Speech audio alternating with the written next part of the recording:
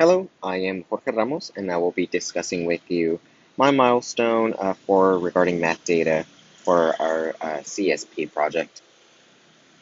Going into campus context, my campus is Houston ISD, located in the southwest region of Houston. We are a Vanguard magnet school, and also we have a dual language program, which is one teacher per grade level. And if we look into the chart, we can see that half of our campus students are economic disadvantaged. And then when we dive into recent immigrants, there's a 6% for about 47 students this school year that are new to the country who some of them, well, most of them do not know any English, and it's very difficult for them to learn, especially in the content areas. Our Hispanic population is very high. It's 40%, almost 50, half of the campus population. And with that, it comes families that are working extra shifts or not at home to help their students, parents who are illiterate or that do not know very to little English to assist them in anything. Um,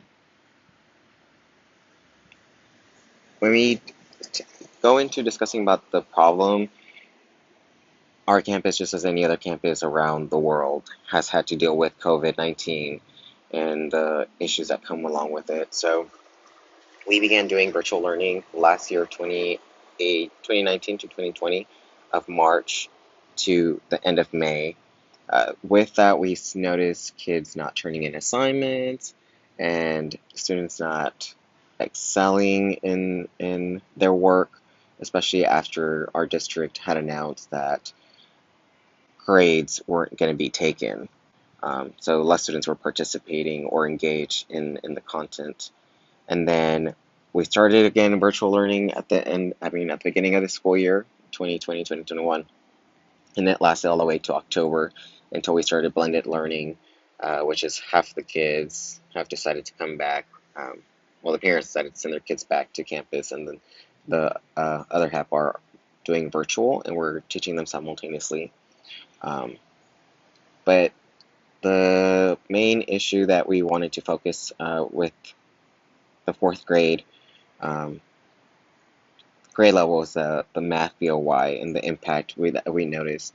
The scores were very low, and I'm sure there's a lot of factors. You know, we had to do this when the kids were some of the kids were at home and some of the kids were on campus. So again, with that, it comes students not wanting to try their best. Some of them finished early, even though we tried to have them do it again. They rushed through it. Um, we did notice some parents assisting their kids, um, which I mean, we even if that we told them not to, they still did it. So our data is all over the place, um, and that we're going to go into the data over the past 3 years for fourth grade. And as the thing that I want us to notice is the first bar that we see at each one, that is from 2018 to 2019, and then the second bar we're going to see 2019 to 2020, and then lastly the third bar is going to be 20 to 2021, which is currently this year. We notice that in the urgent intervention, in the previous past 2 years, the numbers have been low. So these are kids who need intervention right away, who are way below grade level, and they need that instruction, small group intervention as soon as possible to get them to where they need to be, or at least to make some progress and to get them close to the grade level. The past 2 years, there's been 4 students, um, and then this school year we had 9 students who needed urgent intervention, then followed by um, intervention, Um, the first bar from 2018 2019, it was low, only 7 students. And then last year we had 11 students who needed intervention, and then um, this year we had 10 students who needed intervention. Following on watch, which is what we need to be careful. The kids are close to being at grade level, but they still need that extra assistance. Probably don't need as much intervention as the other students who are in urgent or uh, just intervention. The first, we see 2018, 2019, we had 15 students, so that was pretty high. And then last year we only had 4, which means we did close that gap to have less students, but then we ended up coming back up to 13. And so that's all these trends that we're seeing, um, is that this school year, a lot of kids are not where they need to be, or we end up having a large gap. And then when we get to at or above benchmark, again, that first BOY from 2018, 2019, a lot of there was 99 students who were at grade level or were above, and then we start seeing a decline um, as the years go by, and especially then it being very low um, this school year. So that was very interesting. Then to give you more information, I'm going to go down to the research plan. So basically, what we decided on what to do and what would be best in order to close the gap and ensure that, through this crisis that we're going through, that no matter whether the students are at home or they're on campus, they're receiving the best instruction they can get, especially for intervention. Um, so, with new resources, we need proper training for teachers. There's always great resources out there, but then, you know, campuses buy this resource and then they just tell the teachers, and but then there's no training. Teachers need to find their own time to figure it out, and they're expected to use it because the campus bought it. So it's very important that the resource that we would use, it was going to be easy for anyone to use it if they haven't used it before. And then we looked into um, ISTE, which is the International Society for Technology in Education. So they have created about 7 standards for students to be successful working with tech and online tools. So basically, it talks about for them to research, um, using basic skills, which a lot of students don't know how to make a text box, things like that.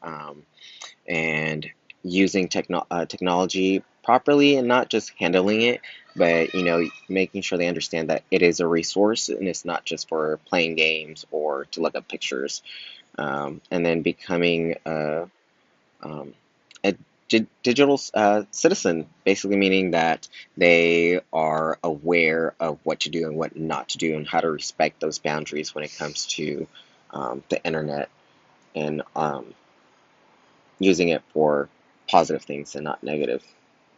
Then, when it came down to the what resources we can buy, as the Title I coordinator, I discussed with our principal to look at our budget and see what the Title I's funds for the resources that we could possibly buy, and then paying the teachers for the hours for the PD that would be given to them, because especially during this time, if teachers are going to expect to learn something or to use it, they need to know how to use it, and not just expecting them to do it on their own time and not being compensated. So that was a big thing about that. And then program support blended learning with math. So making sure that the program is going to be beneficial for math, not just we give them a game and then they play it and expect them to know what to do. It needs to be purposeful, and um, be engaging at the same time. Now, developing the plan, again, the PD to train our teachers, which the program, the resource that we decided to purchase was iExcel, and iExcel has different uh, subjects, its own language arts, science, Spanish. But since we are focusing on the math BOY and the math data, we were going to purchase iExcel Math. And then in the program, the students will take a diagnostic test, which is just about 30, 40 questions that they'll do at the beginning. So then the program will suggest at the end what skills that they could practice on that obviously they didn't excel at. And also for the teachers to create the intervention group. So looking at that data, who is low, or if we're working on a specific objective, pulling those kids um, based on that objective. So there's multiple ways to make small group. It's not just our high, low, medium kids.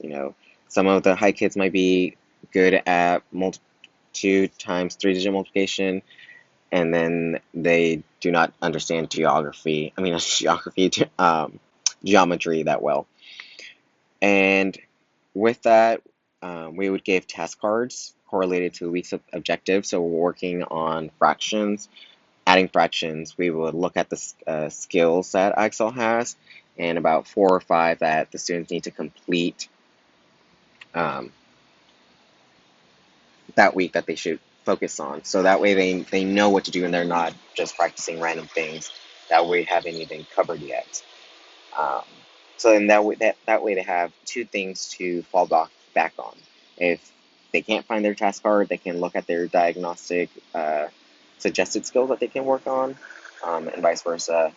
If they finish, or I should say, if they finish their task card and they completed it and they met their goal, then they can go into the suggested skills. And so there's always something for them to be working on.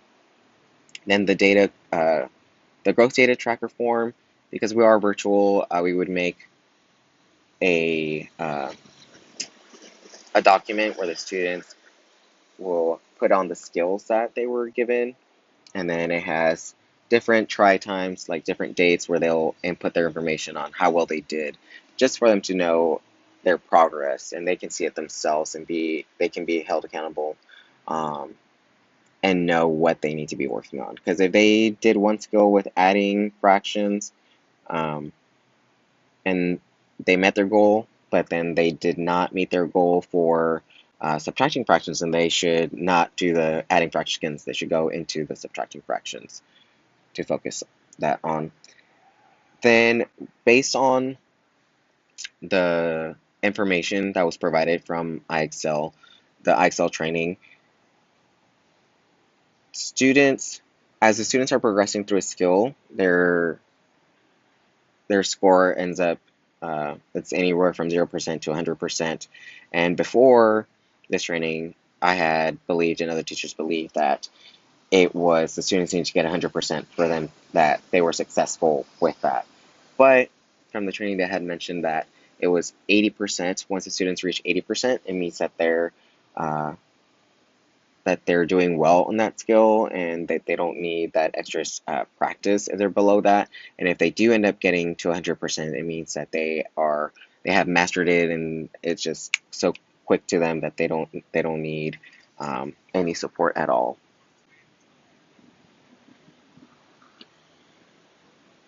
And here is the timeline that is we are going to focus on for um, in order to achieve this.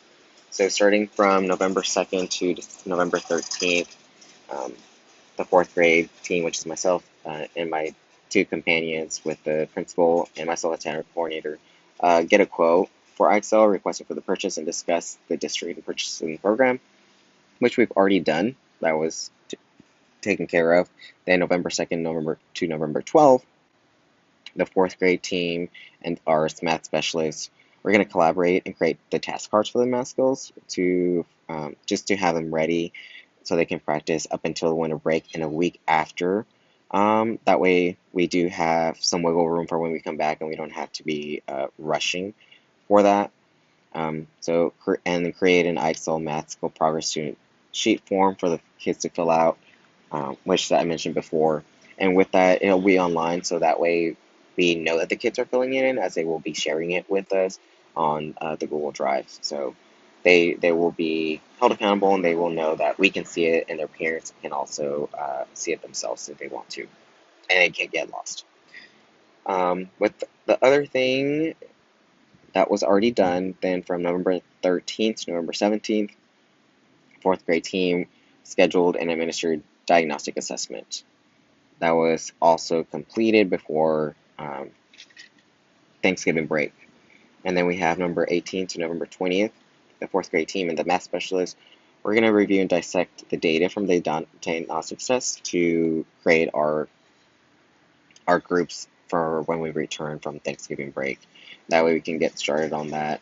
Um, and especially for the teachers who are going to be doing tutorials, it'll assist them as well. And then it goes from Thanksgiving break to winter break. Give the students a task cards for a week and create and administer weekly assessments of math objectives. So basically, that's going to be 10 questions on Google Forms based on what we've covered, just to make sure that all the kids are doing well, and that way we can see the that this type of intervention and the resource is actually being beneficial um, and not just it was a waste. Um, then we have January 4th to January 8th. Then everybody's going to meet, the fourth grade team, the math specialist, and the principal, to discuss on how well the IXL has, if any, has had growth with the students, and revisit the plan if we need to on the implementation of the program. Maybe some changes need to be made.